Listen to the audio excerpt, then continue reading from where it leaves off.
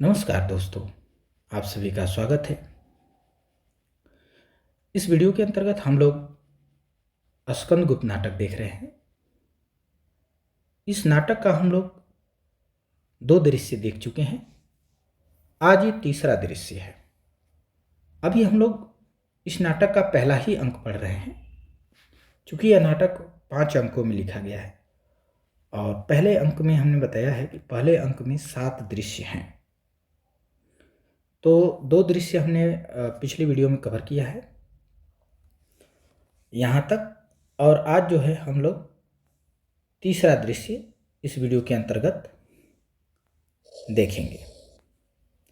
तो चलिए, यह दृश्य जो है एक रास्ते का है, एक पथ का है, और पथ में कौन है?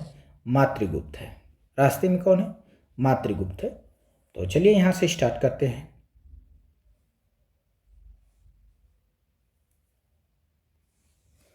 मातृगुप्त बोलता है कि कविता करना अत्यंत पुण्य का फल है। मैंने सोचा कविता करना जो है अत्यंत पुण्य का फल है, और यही दुराशा और इसी अनंत उत्कंठा से मैंने कभी जीवन व्यतीत करने का इच्छा किया था। ठीक है। फिर कह रहे हैं, संसार के समस्त अभाव को असंतोष कहकर हृदय को धोखा देता रहा, और संसार में जो समस्त अभाव हैं, जो समस्त कमियां हैं, समस्याएं हैं, उनको असंतोष कह करके और हृदय को मैं धोखा देता रहा। परंतु कैसी विडंबना! लक्ष्मी के लालों का भ्रूभंग और क्षोभ की ज्वाला के अतिरिक्त मुझे मिला ही क्या? एक काल्पनिक प्रशंसनीय जीवन जो कि दूसरे की दया में अपना अस्तित्व रखता है। संचित हृदय कोश के अमूल्य रत्नों की उदारता, संचित हृदय कोश के अमूल्य रत्नों की उदारता और दरिद्र एवं व्यंग्यात्मक कठोर अट्टहास, दोनों की विषमता की कौन सी व्यवस्था होगी? दोनों की विषमता की कौन सी व्यवस्था होगी? मनोरथ को भारत के प्रकांड बौद्ध पंडित को और परास्त करने में भी सबकी प्रशंसा का भाजन बना। परंतु हुआ क्या? क्या हुआ? बात करें आगे। मुद्गल का प्रवेश होता है। तभी जो है रास्ते में भेंट हो जाती है। उसी पथ में किससे भेंट होती है? मुद्गल से भेंट होती है। मुद्गल कहता है कि कहिए कवि जी, आप तो बहुत दिन बाद दिखाई पड़े हैं। कुलपति की कृपा से कहीं अध्यापन कार्य मिल गया क्या? कुलपति की कृपा से कहीं अध्यापन का कार्य मिल गया क्या? बहुत दिन बाद दिखाई दे रहे। तो मातृगुप्त यानी कालिदास कहते हैं कि मैं तो अभी यूं ही बैठा हूं, मुझे तो कोई काम नहीं मिला। मुद्गल, क्या बैठे बैठे काम चल जाता है? आप बैठे रहते हैं, कोई काम धाम नहीं है, तो क्या बैठे बैठे खर्च बर्च निकल जाता है, काम चल जाता है? तब अगर ऐसा है तब तो भाई तुम बड़े भाग्यवान हो। कविता करते हो ना, कविता तो करते हो ना भाई, उसे छोड़ दो। मातृगुप्त बोला कि क्यों छोड़ दूं? वही तो मेरे भूखे का आहार है। कवित्व वर्णमय चित्र है। कवित्व जो है वर्णमय चित्र है, जो स्वर्गीय भावपूर्ण संगीत गाया करता है। अंधकार का आलोक से, अस्त का सत से, जड़ का चेतन से और बाह्य जगत का अंतर जगत से संबंध कौन कराती है? कविता ही ना, कौन कराता है?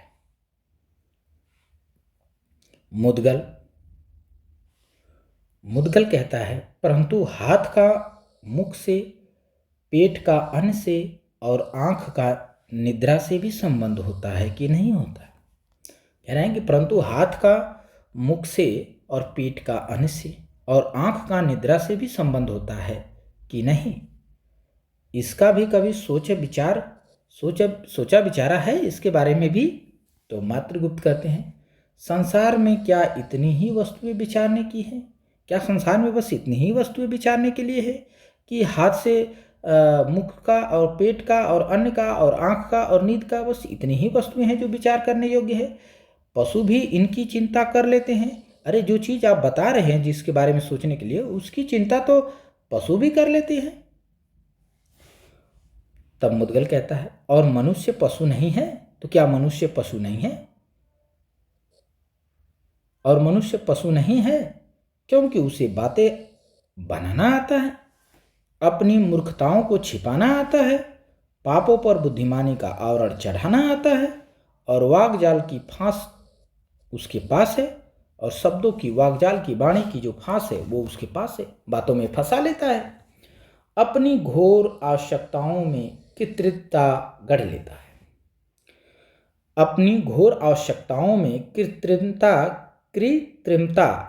ठीक है, यानी बनावटीपन बढ़ाकर सभ्य और पशु से कुछ ऊंचा द्विपद मनुष्य पशु बनने से बच जाता है, पशु बनने से बच जाता है। तब मातृगुप्त कहता है होगा, तुम्हारा तात्पर्य क्या है? चलो ठीक है, मान लेते हैं होगा, पर तुम्हारा तात्पर्य क्या है? मुद्गल कहता है, स्वप्नमय जीवन छोड़कर विचारपूर्ण वास्तविक स्थिति में आओ। ब्राह्मण कुमार हो इसीलिए दया आती है। तुम ब्राह्मण कुमार हो ना, इसीलिए दया आती है। ये स्वप्नमय जीवन छोड़ करके वास्तविक जीवन में आ जाओ, तर्कपूर्ण बातें करो, कल्पना की बातें छोड़ दो। मातृगुप्त कहता है, क्या करूं बताओ? तब मुद्गल कहता है, मैं 2-4 दिन में अवंती जाने वाला हूं। युवराज भट्टारक के पास तुम्हें रखवा दूंगा। अच्छी वृत्ति मिलने लग जाएगी, अच्छी इनकम होने लगेगी, अच्छी वृत्ति क्या होने लगेगी, मिलने लगेंगी। स्वीकार है?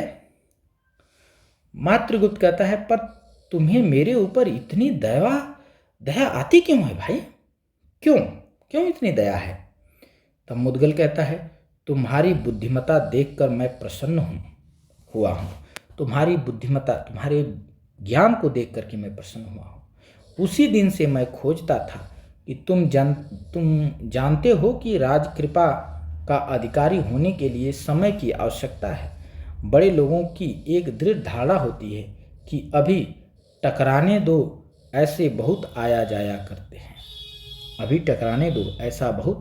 करते हैं। तो मातृगुप्त कहता है, तब तो आपकी बड़ी कृपा है मेरे ऊपर, मैं अवश्य चलूंगा। कश्मीर मंडल में हूणों का आतंक है। कश्मीर वाले जो क्षेत्र है, यानी कश्मीर मंडल में तो हूणों का आक्रमण हो गया है, आतंक है वहाँ। शास्त्र और संस्कृत विद्या का कोई पूछने वाला ही नहीं है वहाँ, शास्त्र और संस्कृत विद्या को कोई पूछता ही नहीं है। मलेच्छाक्रांत देश छोड़कर राजधानी में चला आया था, और मलेच्छाक्रांतों का देश छोड़कर मैं कहाँ आ गया था? राजधानी में चला आया था। अब आप ही मेरे पथ प्रदर्शक हैं।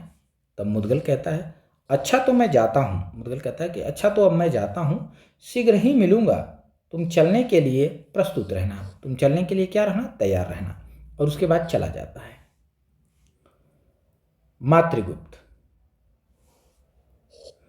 मातृगुप्त कहता है, कश्मीर जन्मभूमि, जिसकी धूल में लौटकर खड़े होना सीखा, जिसमें खेल खेलकर शिक्षा प्राप्त की, जिसमें जीवन के परमाणु संगठित हुए थे, वही छूट गया, वही आज छूट गया।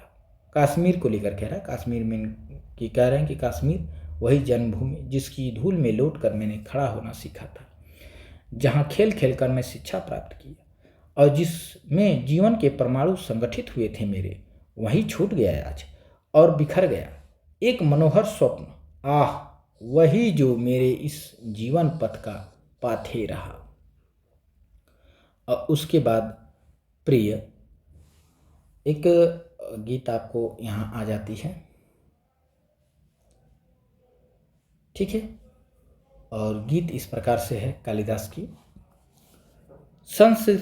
संस्कृति के वे सुंदरतम क्षण यूं ही भूल नहीं जाना, वह उच्छृंखलता थी अपनी कहकर मन मत बहलाना, मादकता सी तरल हंसी के प्याले में उठती लहरी, मेरे निश्वासों से उठकर अधर चूमने को ठहरी। मैं व्याकुल परिरंभ मुकुल में बंदी अली सा कांप रहा, छलक उठा प्याली लहर में मेरे सुख को माप रहा। सजग सुप्त सौंदर्य हुआ, हो चपल चली भौहें मिलने, लीन हो गई लहर, लगे मेरे ही नख छाती झिलने। श्यामा का नखदान मनोहर मुक्ताओं से ग्रथित रहा, जीवन के उस पार उड़ाता हंसी खड़ा मैं चकित रहा। मैं चकित रहा। फिर कह रहे हैं आगे कि तुम अपनी निष्ठुर क्रीड़ा के विभ्रम से बहकाने से सुखी हुए, फिर लगे देखने मुझे पथिक पहचाने से। उस सुख का आलिंगन करने कभी भूल कर आ जाना, मिलन क्षितिज तट मधु जल निधि में मृदु हिलकोर उठा जाना।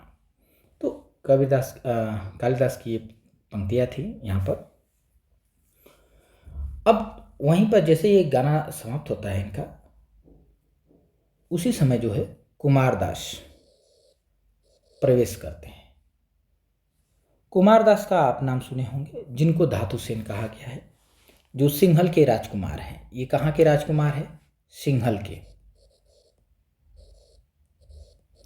ये सिंहल के राजकुमार हैं। इनका नाम दूसरा नाम जो है धातुसेन है। ठीक है, क्या है? धातुसेन। तो मैं परिचय ऐसे कराता रहूँगा बीच बीच में। तो कुमारदास, जो सिंहल का राजकुमार है, धातुसेन के नाम से भी प्रसिद्ध है। तो कुमारदास प्रवेश करता है और कहता है साधु। ठीक है, इसके बाद मातृगुप्त क्या कहते हैं? अपनी भावनाओं में तल्लीन जैसे किसी को न देख रहा हो। वो अपनी भावनाओं में एकदम तल्लीन है, और इस तरीके से तल्लीन है जैसे किसी को देख ही नहीं रहे हो। और कहते हैं कि अमृत के सरोवर में स्वर्ण कमल खिल रहा था। अमृत के सरोवर में स्वर्ण कमल खिल रहा था और भ्रमर बंसी बजा रहा था, और जो भ्रमर था वो बंसी बजा रहा था। कवि है ना, तो हर जगह कल्पना कर रहे हैं अपना। और कह रहे हैं सौरभ और पराग की चहल पहल थी, सवेरे सूर्य की किरणें उसे चूमने को लौटती थी, संध्या में शीतल चांदनी उसे अपनी चादर से ढक देती थी। उस मधुर सौंदर्य, उस अतीन्द्रिय जगत को साकार कल्पना की ओर मैंने हाथ बढ़ाया था। वही स्वप्न टूट गया। वही स्वप्न क्या हो गया? टूट गया। तब कुमारदास बोलते हैं, समझ में न आया। आपने क्या कहा? समझ ही में नहीं आया। सिंहल में और कश्मीर में क्या भेद है? सिंहल में और कश्मीर में क्या भेद है? तुम गौरव वर्ण हो, तुम गौर वर्ण हो, यानी गोरे रंग के हो, गोरे हो और लंबे हो और खींची हुई भौहें हैं। सब होने पर भी सिंहलियों की घुघराले लटे, उज्ज्वल श्याम शरीर क्या स्वप्न में देखने की वस्तु नहीं है? क्या ये सब स्वप्न में देखने की वस्तु? जब मातृगुप्त कहते हैं कि सब कुछ छूट गया, स्वप्न मेरा टूट गया, तो कुमारदास कह रहे हैं कि समझ में नहीं आया। क्या सिंहल में और कश्मीर में क्या अंतर है? जो कश्मीर में था वो सिंहल में भी आपको मिलेगा, सब कुछ है। यहाँ आपको नहीं दिखाई दे रहा है। सिंहलियों यानी यहाँ की सिंहलियों का मतलब यहाँ की स्त्रियाँ, यहाँ की नायिकाओं के घुघराले लटे और उज्ज्वल श्याम शरीर क्या स्वप्न में देखने की वस्तु नहीं है? इसमें आप कल्पना नहीं कर सकते हैं क्या?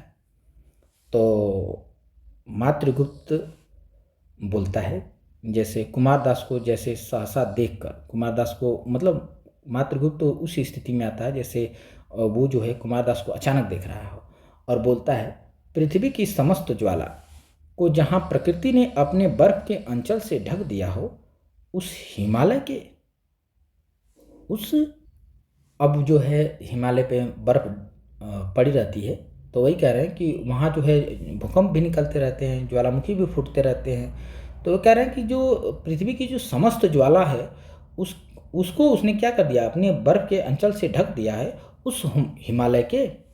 तब तक कुमारदास बीच में टोकते हुए बोल देते हैं, और बड़वानल को अनंत जलराशि से जो संतुष्ट कर रहा है उस रत्नाकर को।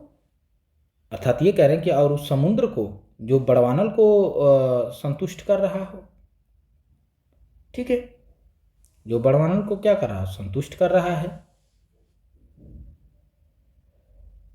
उस रत्नाकर को।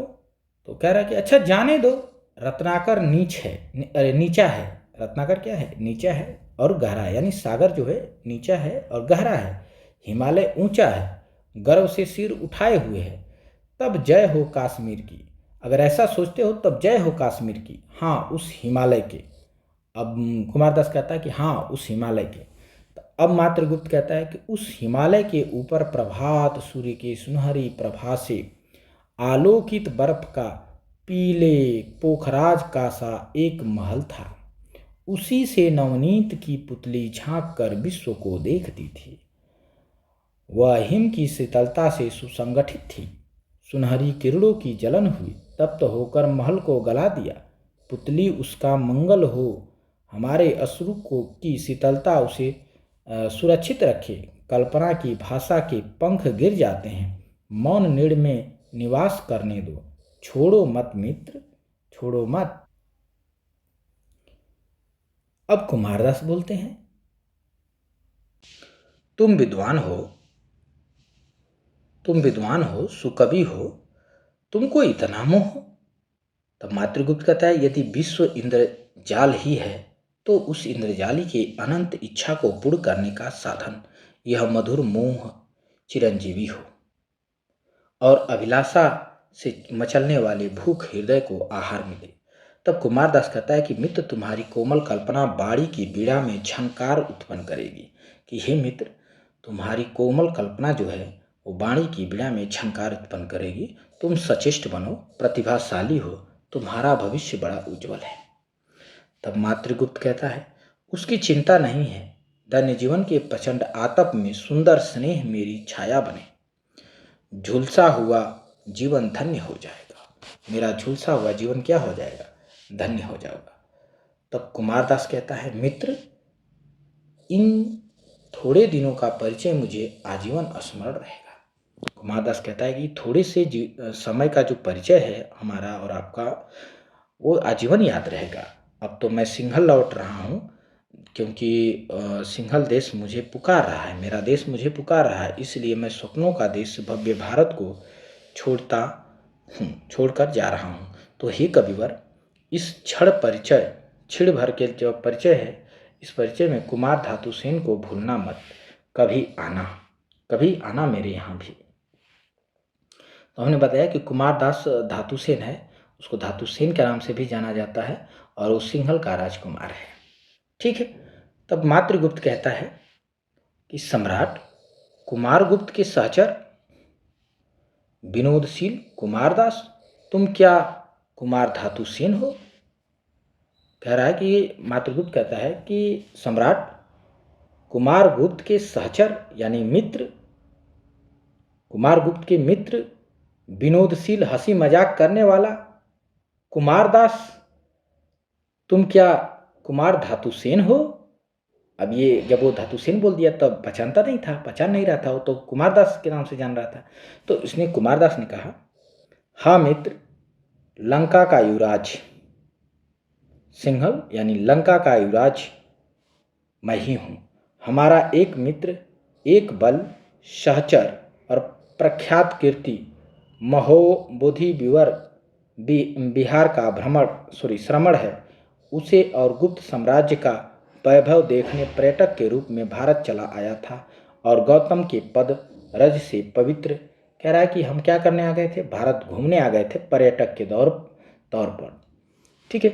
और भूमि को खूब देखा, और देखा दर्प से उद्यत गुप्त साम्राज्य के तीसरे पहर का सूर्य आर्य अभ्युत्थान का यह स्मरणीय युग है। मित्र, परिवर्तन उपस्थित है। परिवर्तन, बदलाव उपस्थित है, नहीं बदलाव हो रहा है।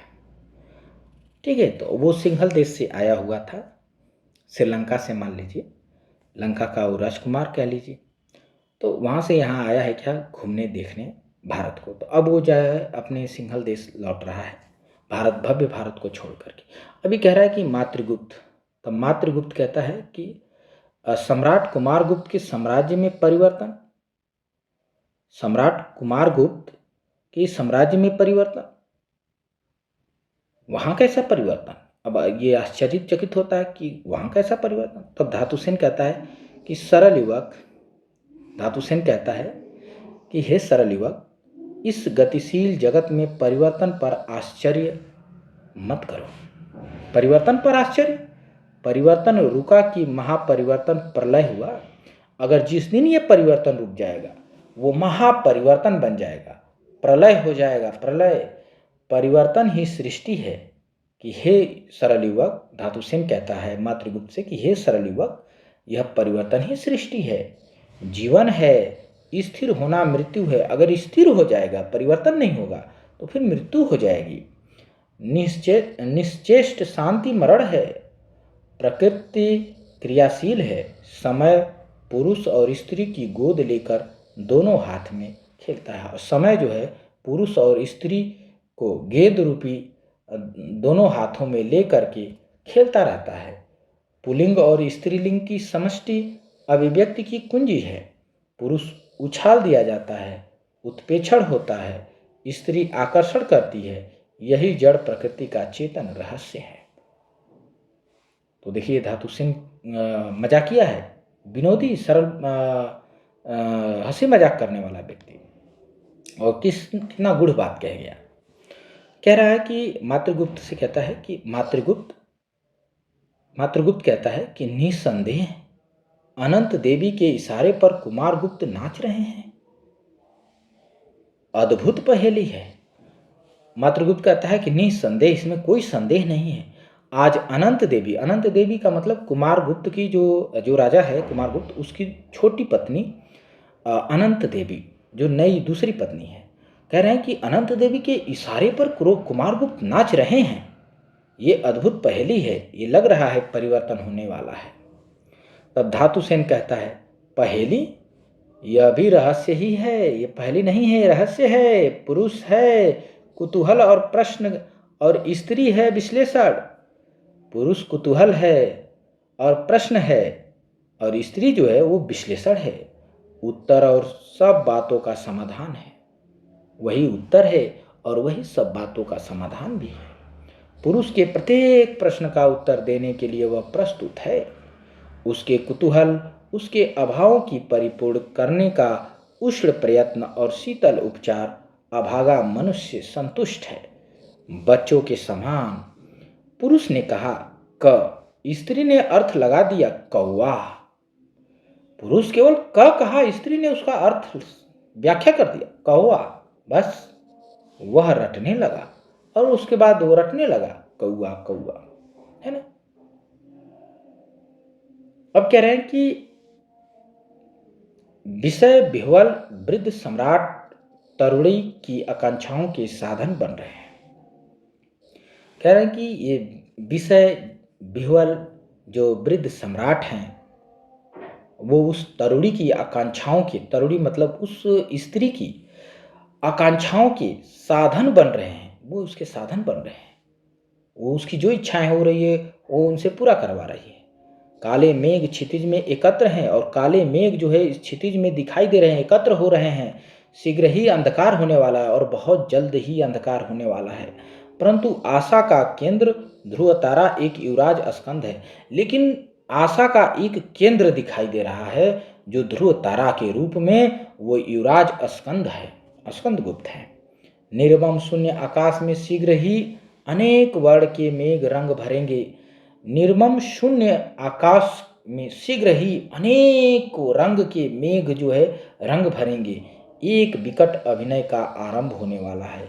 एक विकट अभिनय का आरंभ होने वाला है। तुम भी संभवतः उसके अभिनेताओं में से एक होगे, और तुम भी संभवतः उसी अभिनेताओं में से एक अभिनेता तुम भी होगे।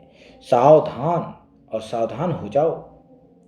मातृगुप्त को कहता है धातुसेन की, सावधान, सिंहल तुम्हारे लिए प्रस्तुत है। और प्रस्थान चला जाता है। कहता है सावधान हो जाओ, अगर कभी आना हो तो सिंहल तुम्हारे लिए क्या है, प्रस्तुत है। अगर यहां से बचना चाहते हो तो चले जाओ।